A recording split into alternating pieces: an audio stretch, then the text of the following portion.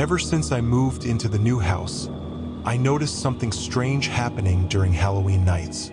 The house was one of those old constructions from the early 20th century, with a dirt-floored basement and an attic full of things left behind by previous owners. I had always been skeptical about ghost stories, but on my first Halloween night there, I felt like my disbelief was about to be challenged. The rain was pouring heavily that night, and the wind howled through the poorly sealed windows. I was sitting in the living room, reading a book, when I heard footsteps coming from upstairs.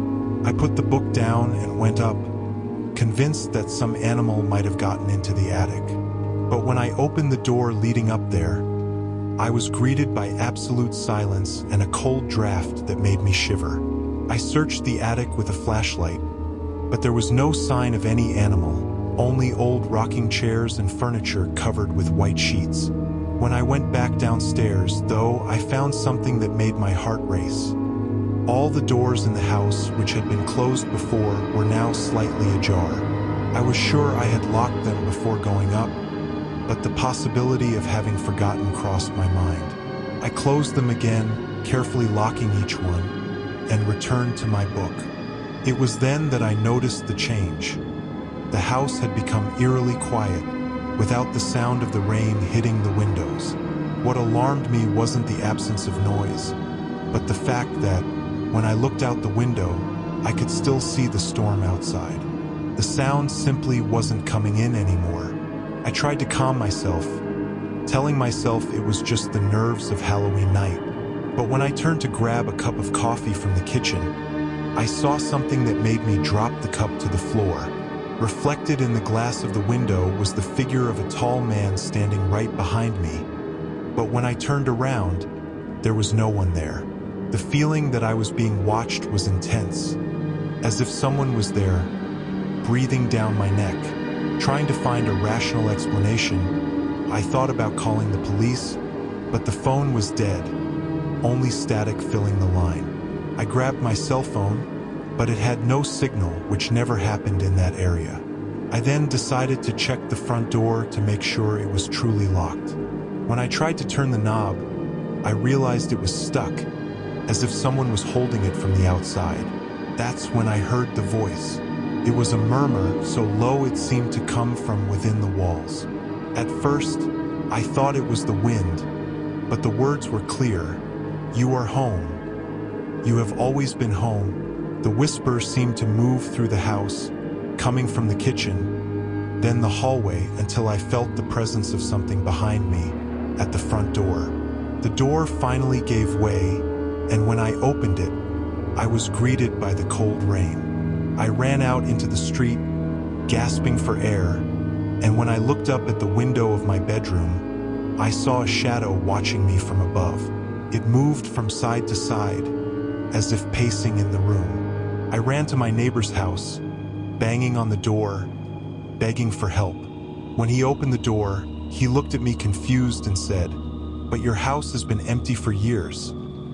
No one's lived there since the Bennett family disappeared on Halloween night, years ago." I didn't want to hear any more. I left town the next day, but every Halloween night, I receive an envelope in the mail. Inside it, there's a photo of my old house, taken from the street, with a faint shadow watching from the bedroom window.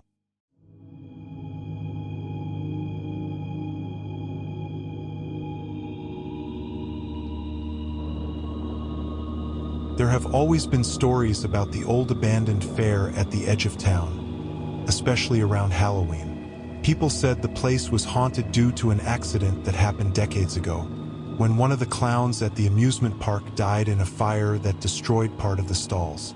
I always thought those stories were exaggerated, but on that Halloween night, two friends and I decided to explore the area. A light, steady rain was falling, turning the dirt into mud, and the rusting of the old rides gave the night a metallic scent. We entered through the rusty gate, which creaked loudly, and the feeling of stepping into a forgotten world washed over us.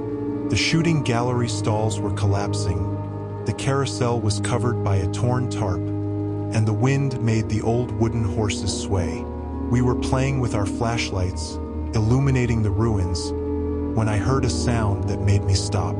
It was a laugh, but not a cheerful one. It was deep, hoarse, echoing through the empty fair. I looked at my friends, who were just as pale as I was. They had heard it too. We followed the sound to an old tent, where a half-fallen sign read "Clown Show." Inside, the place was filled with broken chairs and remnants of costumes scattered across the floor. When we shined the flashlight on the stage, we saw something that made my blood run cold. There was a clown standing in the middle of the stage, with smeared makeup and an unnaturally wide grin, motionless. At first, we thought it was just a mannequin left behind, but then it slightly tilted its head, as if it was watching us. One of my friends suggested we leave, but the tent door slammed shut with a loud bang, and the clown's laughter filled the air again, louder and crueler. We ran to the back of the tent, trying to find a way out, but the corridors seemed to stretch on and on, as if we were being led into a maze. As we ran, the lights of our flashlights flickered, and I began to hear heavy footsteps, as if someone was following us, dragging their feet. In a moment of desperation, I looked back and saw the clown's silhouette in the hallway, arms outstretched and head hanging to the side. His laughter filled every corner, reverberating through the canvas walls. It felt like he was enjoying himself, as if it was just another game to him. We finally found an exit out of the tent, but when we reached the central area of the fair, we saw we weren't alone. There were more clowns, blurry figures moving among the stalls, always slow and disjointed. It was as if the park had come back to life, but in a twisted, nightmarish way. We ran through the mud and rain, rushing through the rusty gate that seemed much heavier now. When we finally got back to the car, panting and soaked, we noticed the fair was completely silent behind us, as if everything we had experienced was just a hallucination. But what scared us the most was what we found in the back seat of the car. An old clown mask, with a smile painted in bright red and a note inside. The note, written in a scrawled handwriting, read, "Come back next Halloween." Since then, none of us have dared to talk about that night, and we all avoid going near the abandoned fair. But every Halloween, we find a new clown mask at our front doors, accompanied by the same note. We've never had the courage to defy that warning again, and to this day, we still hear the laughter in our nightmares.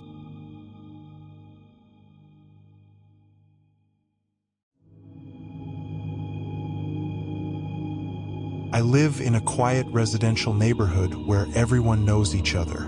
On Halloween night, the streets fill with children looking for candy and showing off their creative costumes. But last year, a new figure appeared. A man in a white mask, with no elaborate costume, just a plain mask and dark eyes behind the holes. At first, I didn't think much of it, assuming he was just someone having fun. But he wasn't with the children. He was simply walking, observing each house one by one. I was on the porch, handing out candy, when I saw him stop in front of my house, saying nothing, just staring.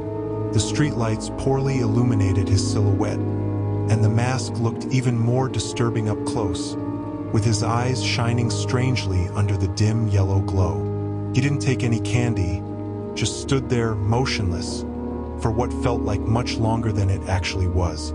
I thought maybe he was waiting for the children to pass so he could move on. But after a while, he simply turned and walked away, slowly heading to the next house.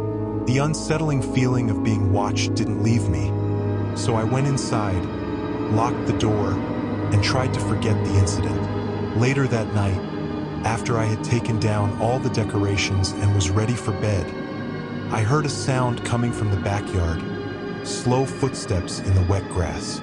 I grabbed a flashlight, heart racing, and went to the glass door that looked out into the yard. Outside, under the faint light of the moon, the masked man was standing there again, staring directly at my house. I asked who he was and what he wanted, but he didn't reply. Growing nervous, I called the police on my cell phone, but while I waited, he vanished into the darkness without a trace. The police arrived and searched the area, but found nothing. They suggested it was probably just a teenager playing a prank, but it didn't feel like a joke. The next morning, I found something that sent chills down my spine. In the grass where the man had stood, there was a white mask identical to the one he was wearing, but cracked, as if it had been pressed hard against the ground. Inside the mask, there was a crumpled note with the words, "Until next year," written in sloppy handwriting. Over the next year, I avoided thinking about the incident, trying to convince myself it was just a coincidence, an elaborate prank from a neighbor. But as this year's Halloween approached, I couldn't shake the growing sense of tension. And when the night finally came, I found myself back on the porch, watching the children dart from door to door. As the hours passed and the street grew emptier, I felt the same presence. Looking down to the end of the street, I saw a familiar figure.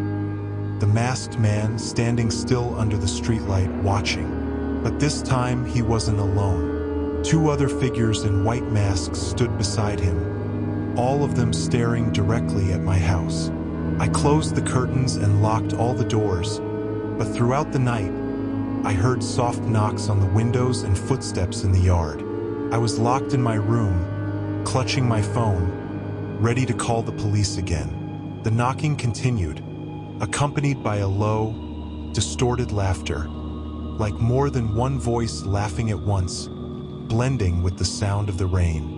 The knocking suddenly stopped, and when I finally gathered the courage to look out the window, the three of them were there, standing in the middle of my yard, their backs to the house, heads tilted to the side as if listening to something beyond the rain.